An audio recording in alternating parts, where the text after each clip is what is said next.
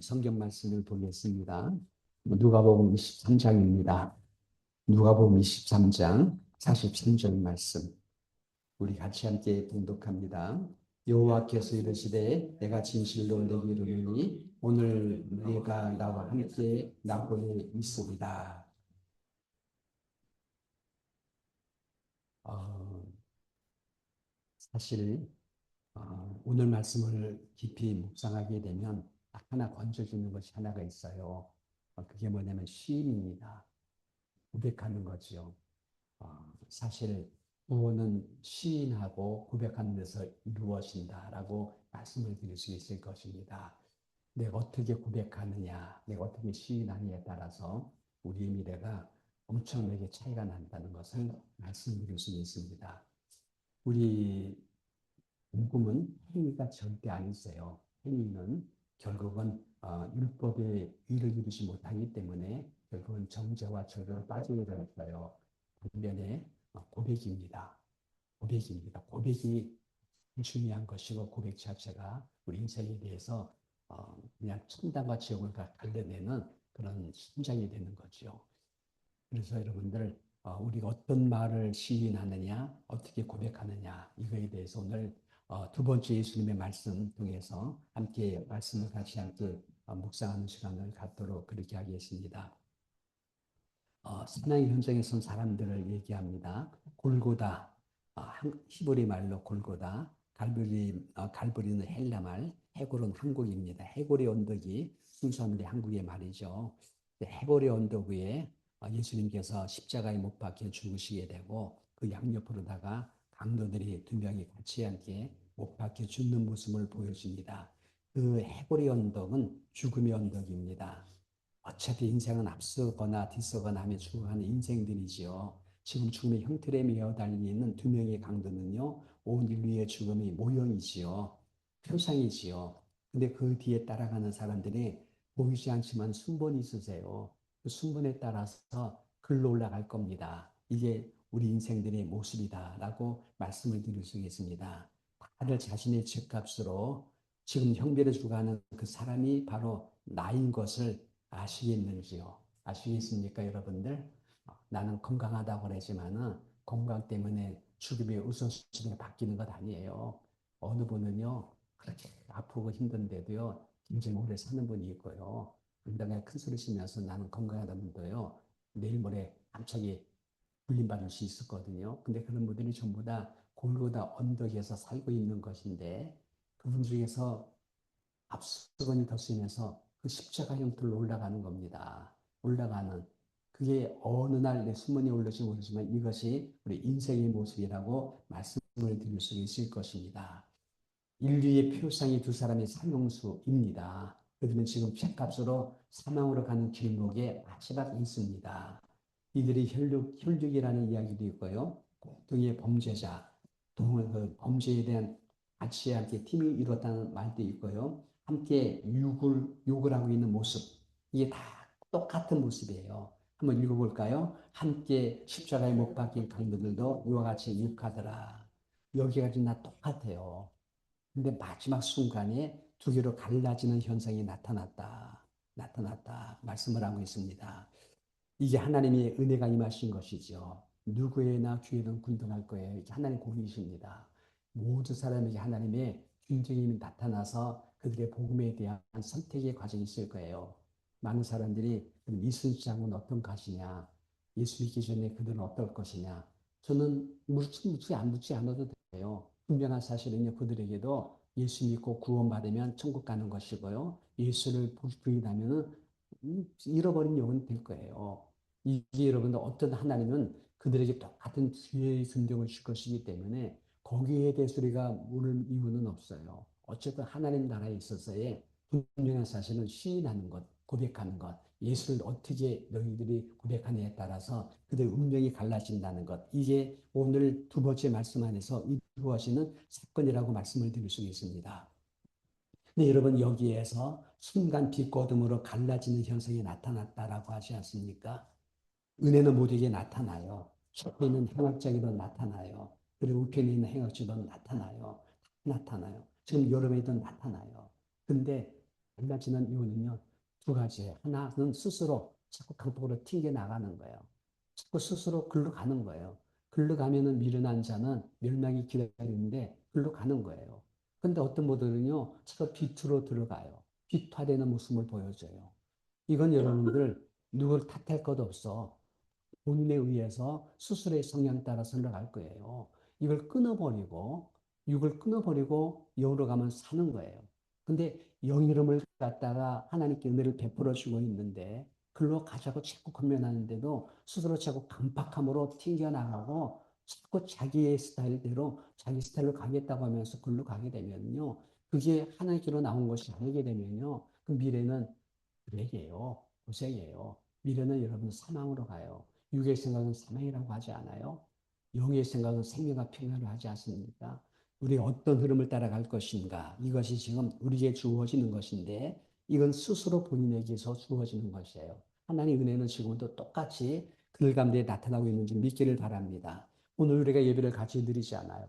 하나님 말씀 똑같이 선포되는 거예요. 근데 누구는 이것을 갖다가 은혜를 이렇게 받아줄 술기 따라 흘러가는 분이 있어요. 근데 어떤 분은 자꾸 반론을 제기하고 자꾸 마음을 갖다가 굳게 먹으면서 자꾸 튕겨나가는 이런 모습이 있다는 것이죠. 우리는 순리를 따라서 주의 영 이름을 따라서 은혜로 들어간 우리가 되시기를 주님 이름으로 축원합니다.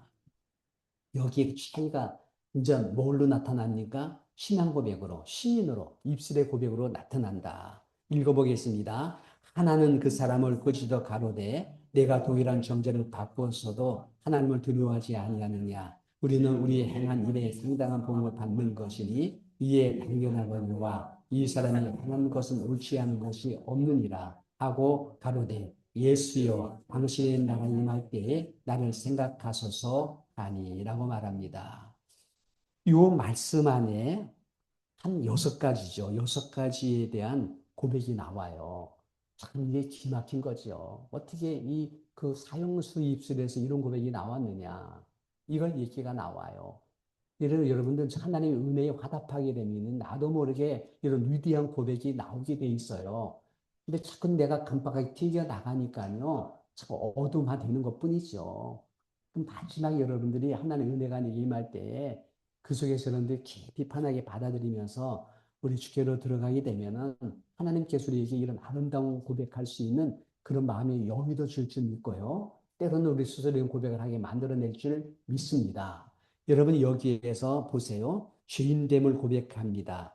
가로되 내가 동일한 정죄를 받거든. 이걸 여러분 우편에 있는 강도가 고백하는 거예요. 우리는 죄인이다. 우리는 동일한 정죄를 너도 받고 나도 받았다. 그리고 여기에 대해서 또 신론이 나와요. 하나님을 두려워함이 있어요. 하나님을 두려워하지 아니하느냐라고 합니다. 우리가 정죄를 받았는데 하나님 두려워하지 아니하느냐 하면서 하나님에 대한 두려움이 그 안에 고백이 되어 있다는 것이죠. 세 번째는 심판론을 인정합니다. 상당한 보응을 우리가 지금 받는 것이 마땅히 당연하다. 당연하다. 이 별것 아닌 것 같은데 그 말 속에요. 진짜 엄청난 고백이 받을 수가 있다는 것을 얘기하는 것입니다. 그리고 여러분 여기에 심판, 상당한 보응을 받는 것이 당연하거니와 그 다음에 예수님을 고백하잖아요. 이 사람은 행한 것이 옳지 않은 것이 없다. 예수님에 대한 기독론이죠. 이걸 고백합니다. 그 다음에 구원론을 고백해요. 이름을 불러요. 예수여라고 불러요. 예수여라고 불러요. 그러면서 하는 말이 뭡니까? 주의 나라가 임할 때에, 당신 나라가 임할 때, 이게 재림론이잖아요. 임할 때에 나를 생각해 주옵소서라는 이 놀라우신 고백을 우편 강도가 하고 있습니다. 짧은 시간이지만은요, 한 문장이지만은 이 안에 엄청난 신앙 고백이 있다는 것이죠. 이걸 갖다가 우편은 강도가 하신 거예요. 믿음으로 주 앞에 고백하는 순간에 그 다음에 어떻게 돼요? 예수님께서 따뜻하게 그를 포옹해 줍니다. 포옹해 줘요. 그러면서 하는 말이 뭡니까? 내가 나와 함께 낙원에 있을 것이라고 말씀을 주시는 것입니다. 이게 예수님께서 주시는 포옹이라 포옹령이라고 말씀을 드릴 수가 있는 것입니다. 여러분 여기서 우리가 배워야 될 귀한 영적인 교훈이 있어요. 첫째는요. 고백한다는 것, 시인한다는 것이 얼마나 중요한 것인지를 알게 되는 것이죠. 읽어보겠습니다. 사람이 마음으로 믿어 의에 이르고 입으로 시인하여 구원에 이르느니라. 이 고백한다는 것이 참 중요하다라고 말씀을 드릴 수 있습니다. 어제는 우리 어, 우리 10시에서 12시까지 우리 개인 기도 시간을 열어놓기로 했잖아요. 그런데 우리 천영 선사님이 오셔가지고 우리 키보드 하면서 기도를 하셨어요. 그래서 잔잔하게 기도하시면서 기도하고 찬양하는 너무나 참 제 마음에 좋더라고요. 그래서 저도 거기에 합류해가지고 조용히 기도 시간을 가졌지요. 기도 제목을 갖다가 쭉 읽으시면서 성령으로 기도하다가 또 가끔 그 안에 속해서 기도 제목을 쭉쭉 내줄 때 그게 너무너무 좋게 흘러가는 거예요. 그 10시에서 한 11시까지 기도하다가 제가 전사님 10분간 휴식, 10분간 휴식합시다고 나와서 나왔다가 다시 12시 넘어가지고 11시 넘어가지고 또 기도를 한참 했거든요. 근데 나중에 전화가 하나 와가지고 전화를 받으러 밖으로 딱 나갔는데 보니까는 길벗이 여기서 기도를 하고 있더라고요. 길벗이. 그래가지고 감동이 쭉 오더라고요. 그래서 들어와서 기도하다가 내가 기도해 줘야 되겠다라고 봤는데 그 사이에 좀 나간 거야. 나가버렸어요. 그래서 기도를 못 해주었습니다만은 그가 여기 와서 앉은 자체가 주에 대한 고백인 줄 저는 믿었어요. 그가 지금 그러난 다음에 두모나 기특하기도 하고 좋아서 제가 그 식사를 투고박스를 하나 더 갖고 와서 그게 드렸어요. 점심을 갖다가 아주 맛있는 걸 갖다 드렸는데 나중에 그 식사를 하고 나서 나오면서 여기 앉아있네 저보고 이렇게 손을 흔들어. 그러니 저문을 열고 들어와요. 들어와가지고 하는 말이 우리 전사님 보고서는 너무너무 좋대. 그런 찬양과 기도가 너무너무 좋았다고 얘기를 해요. 그런 얘기를 하는데 제가 볼 때 그 안에 하나님의 고백이 딸려 있어요. 내가 볼 때. 그러면서 지금 그 키드니에 문제가 있다. 그 혈관이 많이 약한 부분이 있고 키드니 역할이 안 되기 때문에 아마 지금 내 몸이 많이 어렵다. 이걸 치료를 내가 받아야 된다는 그런 고백을 하는 것 같아요. 이 약함으로써 주 앞에 고백하는 게 얼마나 좋으세요. 저는 그럴 때 그 안에서 그분의 그 신앙 고백을 느끼지요. 여러분, 흉악자가 십자가 못 박혀 죽어서 그냥 막 죽을 둥 살둥 바닥하실 때 그가 이런 고백을 한 거예요. 고백 자체가 위대한 거예요. 고백 자체가 귀한 거예요. 여러분들, 내가 예수를 영접했습니다. 주님은 나의 구주가 되십니다. 주님은 나의 왕이십니다. 내 마음을 주 앞에 비워놓고 주님을 나의 왕으로 모셔드립니다. 이런 고백이 날마다 매일같이 편하게 나오게 되시기를 주님 이름으로 축원합니다. 어떤 문제가 터질 때마다 주님이 내 속에 와서 이 문제를 다뤄주시기 원합니다. 나는 주 앞에 들어가오니 주님께서 이 문제를 다 처리해 주세요라고 고백하는 것이 굉장히 중요합니다. 어떤 문제가 터지지 않아요. 어떤 사건이 일어나져요. 그럴 때는 앞서가지 말고 먼저 잠깐 서서 우리 주를 모셔드리고 주님께서 이 문제를 다뤄달라고 하는 그런 마음의 자세와 함께 고백이 필요하십니다. 이런 고백 날마다 하셔야 돼요. 예수 영접하는 고백 일생이 그때 한 번 하고 끝나는 게 아니에요. 날마다 하셔야 돼요. 오늘 아침에 일어나가지고 여러분 첫 시간을 주 앞에 인정하라고 하지 않습니까? 첫 시간을 주 앞에 드리라고 천년을 드리라고 하지 않습니까? 이게 다 뭡니까? 고백을 하라는 것이지 뭐 천년에 들어가서 뭐 드릴 게 뭐가 있습니까? 고백입니다. 고백을 통해서 하나님 앞에 나가는 우리가 되어야 된다. 고백하는 것 자체가 시인하는 것 자체가 가장 중요한 것이다. 이걸 저는 영적 교훈으로 받아들여요. 두 번째는요, 행위 구원은 없다는 거예요. 율법의 행위로는 의롭다함을 얻을 유체가 없다. 한번 읽어보겠습니다. 율법의 행위로는 의롭다 얻을 유체가 없다. 이건 참입니다. 이게 참이세요. 계명은 죄 이르게 만들어요. 만약에 내가 의롭다 하는 그 무엇을 가지고 주 앞에 나오게 되면은 하나님 그걸 통해서 의롭다고 얻을 유체가 아니라고 말합니다. 오히려 그걸 통해서 나의 죄됨과 나의 부족을 고백할 수 있는 신앙의 고백이죠. 시인이 필요하다라고 말씀을 드릴 수가 있을 것입니다. 이런 고백이 너무너무 필요하세요. 그리고 여러분 세 번째는 올편 강도의 고백은요. 우리가 지금부터 해야 될 고백의 시작이라는 이 토마스 아킨버스가 얘기한 것. 강도의 마지막 날 고백을 가지고서는 그 마지막 날 찔끔 땅 그렇게 살다가 마지막 날 고백하면 되지 않겠나? 이런 분들은 하나님 이런 기회가 주어지지 않을 거예요. 하나님 말씀을 안주하게 이용하려고 하는 사람들 하나님 그런 기회를 주지 않을 것 같아요. 내가 볼 땐 그래요. 근데 여러분들 정말 이런 고백이 내가 마지막 죽을 때 일어난 사건이 아니라 매일 당장 내가 마지막 죽을 수 있는 상황이 오늘 삶의 현장이기 때문에 매일마다 지금부터 해야 될 고백의 시작이라는 것을 이 토마스 아퀴나스는 말을 했어요. 그러니까 여러분들 내가 볼 때는요 고백이 중요하세요. 시인이 중요하세요. 죽을 때도 어떤 사람은 이를 깡물고 죽어도 이걸 안 해.